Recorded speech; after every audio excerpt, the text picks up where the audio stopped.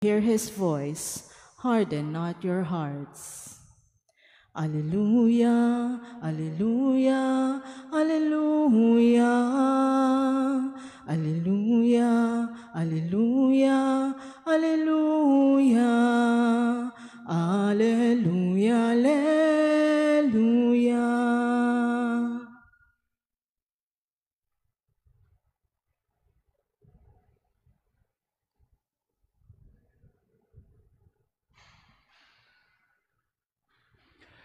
The Lord be with you. And with your spirit. A reading from the Holy Gospel according to Saint Luke.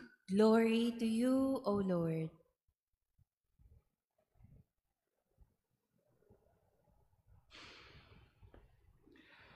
While still more people gathered in the crowd, Jesus said to them, "This generation is an evil generation. It seeks a sign, but no sign will be given it except the sign of Jonah. Just as Jonah became a sign to the Ninevites, so will the Son of Man to be this generation. At the judgment, the Queen of the South will rise with men of this generation, and she will condemn them, because she came from the ends of the earth to hear the wisdom of Solomon. And there is something greater than Solomon here. At the judgment, the men of Nineveh will arise with this generation and condemn it, because at the preaching of Jonah, they repented, and there is something greater than Jonah here." My friends, the Gospel of the Lord. Praise to you, Lord Jesus Christ. Good morning, my dear brothers and sisters. Good morning, Father. I don't know if it is a habit or cultural for Filipinos to ask even if they have already seen, to ask even if they have already knew or heard something.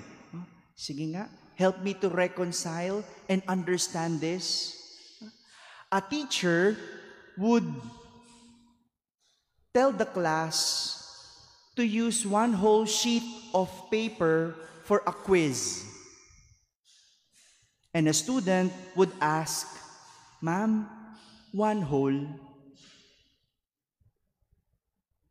A jeepney has a signboard that says, "Ermita."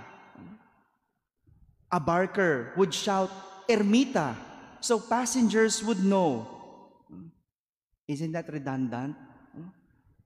Dito lang yata merong ganun sa Pilipinas, no? Yung may signboard na meron pang barker, no? Yung barker, 'di ba, yung may sumisigaw pa, may tagatawag pa, no?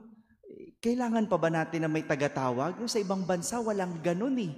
No? Sa ibang bansa number nga lang ang nakalagay, no? Number, and bawat bus stops, no? Meron kang babasahin para alam mo kung saan dadaan yung number na nakasulat sa bus. Ganon sa ibang bansa. Sa Pilipinas, nakasulat na yung pangalan ng lugar, may barker pa, and a passenger would still inquire, "Is this going to Ermita?" Di ba ganon tayo? We laugh. Is it because it's funny? Or we laugh because we find it foolish? But do we laugh if a Catholic would go to church and pray, attend the Mass, and even say the Rosary, and would call on to God, and yet ask for a sign?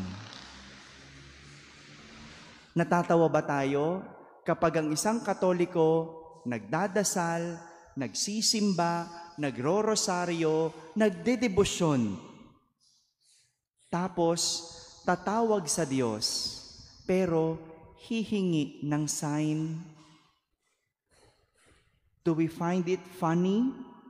Or do we find it in our habit? This is what happened in our gospel today. As Jesus told the crowd that this generation is an evil generation. Jesus might be very straightforward to say that. Evil generation. Tayo nga no? Natatawa lang. Pero si Jesus, ang tawag niya sa mga ganito, napakasama ng lahing ito. And why would Jesus not say that? He had performed many miracles. Gumawa ng maraming kababalaghan. He drove out demons and healed the sick. Ang dami niyang napalayas na demonyo at napagaling na may sakit. And he even taught the people about the truth. Nangaral tungkol sa katotohanan. And yet, they are still seeking signs from Him. They are still seeking signs from Him. Para bang hindi pa sapat yung mga nagawa ni Jesus. Hindi pa sapat yung naipakita ni Jesus.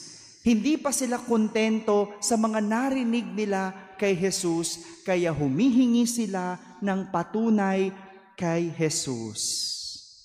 Isn't that too much of a fool? Hindi ba sobrang kahangalan na yon? Or too stupid to know? Minsan, dito natin nakikita yung lalim ng ating pananampalataya. Tinawag mo pang Diyos kung hihingi ka rin ng sign. Nagsimba ka pa kung mag-aalala ka rin naman pala. We worry too much, but we go to church. Nagdasal ka pa kung ikaw lang din naman ang mismong kumukontra. We call God, it means we recognize His all power. We call God because we believe in Him. We attend the Mass because it means we have a faith. And we pray, it means we believe. Dahil kung hindi, ang lahat ng ating pagtawag sa Diyos, ang lahat ng ating pagsisimba, ang lahat ng ating pagdarasal ay wala ding kabuluhan. My dear brothers and sisters, remember this. A fool would find proof. Ang isang hangal maghahanap ng patunay. A wise person would make proof. Ang isang marunong gagawa ng patunay. But a faithful would believe even if without proof. Ang isang may pananampalataya, maniniwala kahit walang patunay. Amen.